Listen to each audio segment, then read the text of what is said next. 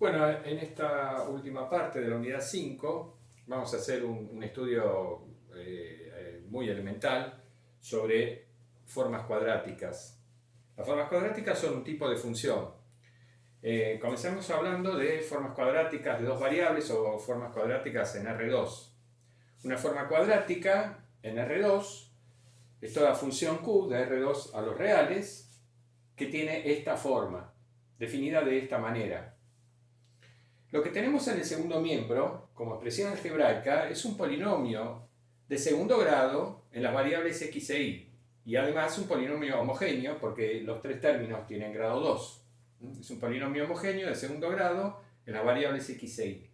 Eso es entonces, desde el punto de vista algebraico, una forma cuadrática de dos variables, o forma cuadrática en R2. A, B y C son constantes reales, no todas iguales a 0, naturalmente, porque la función nula no es una forma cuadrática. Entonces, alguna de las tres constantes, por lo menos, debe ser distinta de 0, que es lo que estamos expresando en esta desigualdad. Bueno, por ejemplo, q de xy igual a x cuadrado, q de xy menos x por y más 2y cuadrado, q de xy igual a x cuadrado menos y cuadrado, son ejemplos de formas cuadráticas en R2. Esta expresión algebraica del segundo miembro la podemos factorizar de esta manera.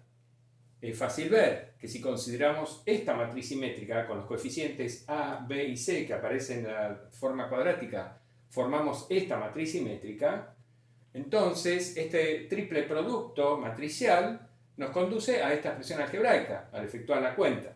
Al multiplicar esta matriz por este vector columna obtenemos un vector columna, entonces al multiplicar este vector fila por el vector columna correspondiente obtenemos un escalar, una matriz 1 por 1 que es un escalar, que es precisamente esto que tenemos acá. Entonces toda forma cuadrática en R2 se puede expresar de esta manera.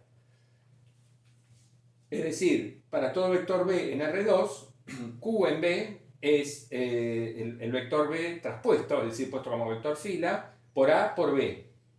Recordemos que en todas las ecuaciones los vectores de Rn siempre se consideran como vectores columnas. Entonces, si el vector B es el vector columna xy, entonces esta forma cuadrática se expresa matricialmente de esta forma, donde la matriz A es esta matriz simétrica. En estos ejemplos, en estos tres ejemplos que propusimos, en el primer ejemplo, tenemos que A es igual a 1, B es igual a 0 y C es igual a 0, por lo tanto la matriz simétrica asociada con esta forma cuadrática sería esta matriz. En este segundo ejemplo observamos que A es igual a 0, que B es igual a menos un medio y que C es igual a 2. Con lo cual la matriz simétrica asociada a esta forma cuadrática sería esta que ponemos acá. Y en el tercer ejemplo tenemos que A es igual a 1, que B es igual a 0 y que C es igual a menos 1, por lo tanto esta es la matriz simétrica asociada a esa forma cuadrática.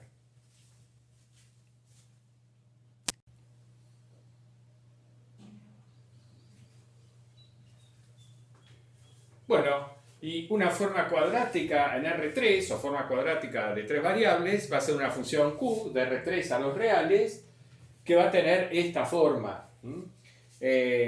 Nuevamente, lo que tenemos en este segundo miembro es un polinomio de segundo grado, homogéneo, es decir, todos sus términos tienen grado 2, pero en tres variables, en las variables x, y y z. Entonces, ahora tenemos agrupados al comienzo los monomios en donde solamente aparece una variable en cada caso, y después tenemos los monomios donde aparecen dos variables, o sea, estas son, digamos, estos son los términos mixtos, se pueden llamar así. A, B, C, D, E y H son constantes reales, no todas iguales a 0, por supuesto. Alguna tiene que ser distinta de 0 porque si no tenemos la función nula en R3 y a esa no se la considera una forma cuadrática, por cierto. Y como hicimos antes, en el caso de formas cuadráticas de dos variables, a este polinomio, a esta expresión algebraica, la podemos escribir como un producto matricial, como un triple producto matricial de esta manera. Con estos coeficientes construimos esta matriz simétrica. En la diagonal de la matriz simétrica tienen que ir los coeficientes que corresponden a los términos donde aparece una sola de las variables. Y en los otros lugares, bueno, vamos colocando los coeficientes que corresponden a los términos mixtos. Entonces, A corresponde a x por x, D corresponde a x por y a y por x, E corresponde a x por z y a z por x, B corresponde a y por y, o sea, a y al cuadrado, H corresponde a iz y a zi, y finalmente C corresponde a z por z, es decir, z al cuadrado. Y una vez que llegamos, digamos que tenemos esta expresión matricial y que tenemos en cuenta la expresión matricial que vimos para formas cuadráticas de dos variables, uno se da cuenta que hay una forma muy cómoda, muy natural, de generalizar el concepto de forma cuadrática de R2 y de R3 a Rn. Entonces, vamos a definir, vamos a decir, o vamos a llamar forma cuadrática en Rn a toda función q de Rn a los reales que se escriba de esta manera: q de x igual a x transpuesta por a por x, donde a ahora es una matriz real n por n y simétrica. Bien, entonces una forma cuadrática le asigna a cada vector de Rn un número real mediante una fórmula de este tipo. Recordemos, insistimos, que acá x se considera un vector columna. Entonces estamos multiplicando un vector fila por una matriz a n por n por un vector columna, por eso obtenemos un número real. Esto es un número real. Entonces, si tenemos cualquier matriz simétrica real, con ella podemos definir una forma cuadrática. Podemos decir que esta es la forma cuadrática asociada a esa matriz simétrica. Y recíprocamente, toda forma cuadrática, bueno, está definida a partir de una matriz simétrica. La pregunta que uno se puede formular es si a esta forma cuadrática la podemos definir también utilizando otra matriz simétrica. Esa es una primera pregunta que podríamos formularnos.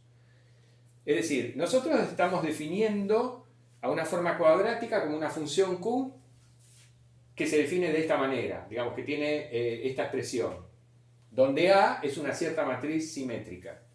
La pregunta es si esta matriz simétrica que aparece acá en esta definición es única para cada forma cuadrática o si hay posibilidad de que yo a una misma forma cuadrática la defina de esta manera utilizando diferentes matrices simétricas. Bueno, la respuesta es que no, digamos, o sea que vamos a ver que la matriz simétrica es única. Es decir, que cada forma cuadrática está asociada a una única matriz simétrica. Y recíprocamente, por supuesto.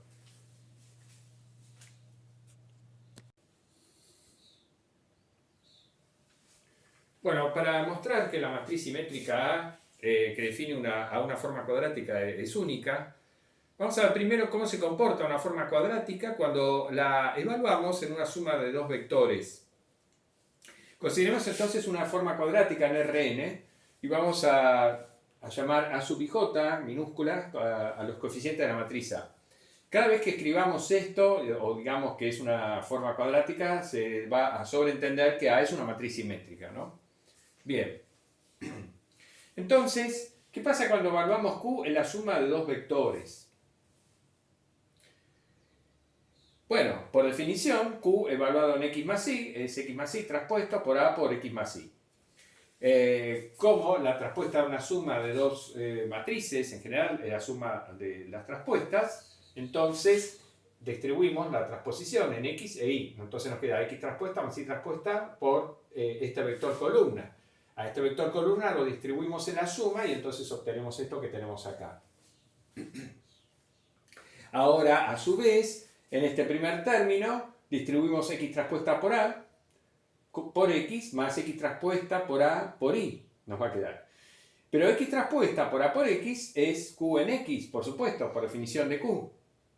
Entonces nos queda q en x más x traspuesta por a por y. Después nos queda y traspuesta por a por x. Y después nos queda y traspuesta por a por y, que ahora que es q evaluado en y, en la forma cuadrática evaluada en y.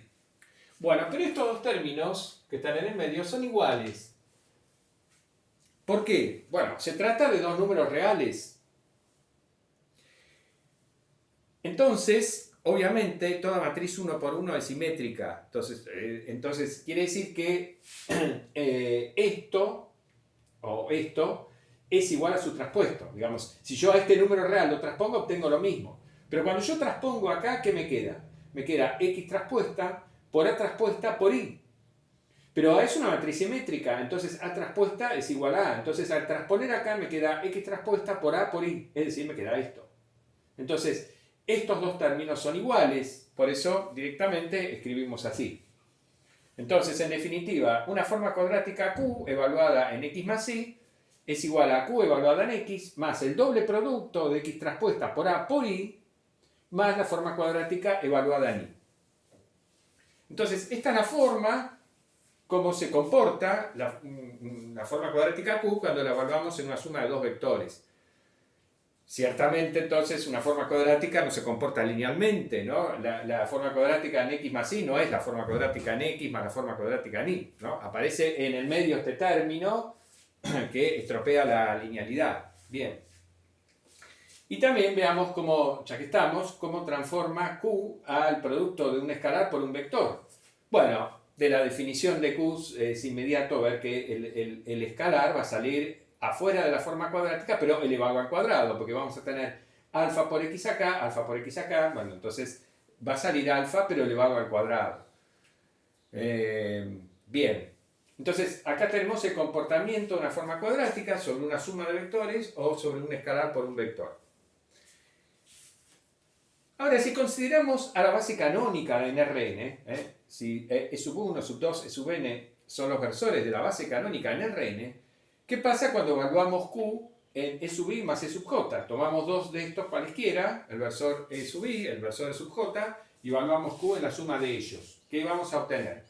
Bueno, utilizamos esta fórmula, que ya vimos que vale en general. Entonces, Q evaluado en esta suma es Q evaluado en i, más el doble producto de E sub i traspuesto por la matriz A por E sub j, más la forma cuadrática evaluada en E sub j. Estamos usando esta fórmula. Bien. Ahora, el producto de la matriz A por el versor E sub j, pensado como versor columna, lo que nos da es la columna jésima de la matriz A. Y cuando multiplicamos al vector fila E sub i por la columna jésima de la matriz A, vamos a obtener el coeficiente A sub ij de la matriz A.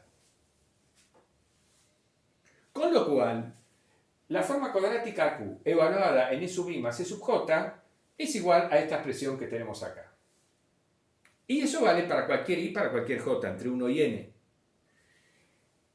Podemos pasar estos dos términos para el otro lado de la igualdad, dividir por 2, y entonces despejamos A sub ij, ¿y qué nos queda? Que A sub ij es igual a un medio, bueno, por la expresión que está dentro del corchete. Y eso vale para cualquier i, para cualquier j entre 1 y n. ¿Qué nos dice esta ecuación que tenemos acá? Nos dice lo siguiente, que los coeficientes de la matriz simétrica A, que define la forma cuadrática, están determinados por la forma cuadrática, porque esos coeficientes se expresan en función de los valores que la forma cuadrática Q toma sobre estos vectores de Rn. Lo cual nos confirma el hecho de que la matriz simétrica que define a la forma cuadrática Q es única. Cualquier otra matriz simétrica va a cumplir esta misma condición y entonces los coeficientes van a ser los mismos que los de la matriz A. Entonces, por eso vamos a decir que A es la matriz simétrica asociada a la forma cuadrática Q.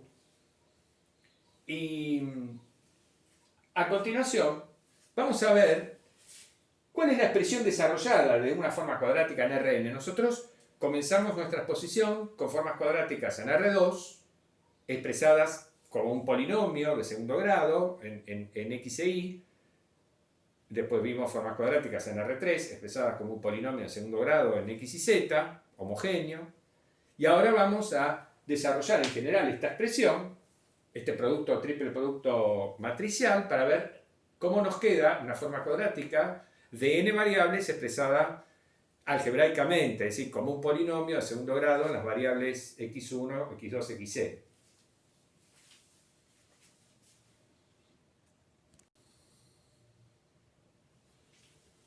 Bien, entonces la conclusión de la observación 2 de la pizarra anterior es que la matriz simétrica A queda determinada por la forma cuadrática Q, como decíamos.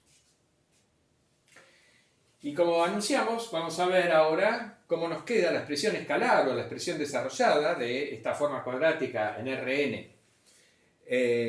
Bueno, cuando evaluamos Q en un vector de Rn de coordenadas cartesianas x1, x2, xn, eso es el producto de este vector fila.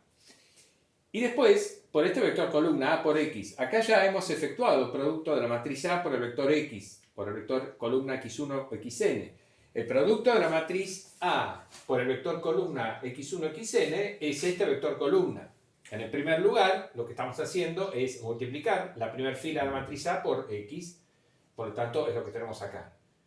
Así en todos los lugares. En el último lugar, estamos multiplicando la fila iésima de la matriz A por el vector columna X, X1, XN, por lo tanto es eso lo que obtenemos. Ahora, cuando multiplicamos esta fila por esta columna, ¿qué es lo que nos va a quedar? Bueno, X1 por esta sumatoria, más X2 por la sumatoria de abajo, etcétera, más XN por esta última sumatoria. Es decir, lo que tenemos escrito acá. Los xy pueden entrar adentro de la sumatoria, de esta sumatoria, porque acá estoy sumando en j, y podemos escribir entonces la expresión desarrollada de la forma cuadrática Q como esta suma doble.